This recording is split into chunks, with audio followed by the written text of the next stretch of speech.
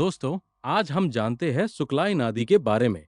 ये असम के उडलगुरी और बक्सा डिस्ट्रिक्ट्स में इंडिया भूटान बॉर्डर के पास एक छोटी ट्रांस बाउंड्री नदी है। इसका उद्गम भूटान के हिमालयन फुट हिल्स से होता है, लगभग 700 मीटर ऊंचाई पर जोमोत संखा वाइल्ड लाइफ सैंक्चुअरी से। ये लगभग 51 किलोमीटर लंबी है। भूटान से साउथ की तरफ बहकर इंडिया में आती है और लोक हैतोरा से मिलकर पुथिमारी नदी बनाती है, जो ब्रह्मपुत्र में मिलती है। ये सीजनल नादी है। मॉनसून में फ्लड्स आते हैं, बाकी टाइम ऑलमोस्ट ड्राई रहती है। इसका कोई बड़ा पुराना इतिहास नहीं मिलता, लेकिन ये डुअर्स रीजन का हिस्सा है, जहां पहले कोच और अहोम राज्य थे।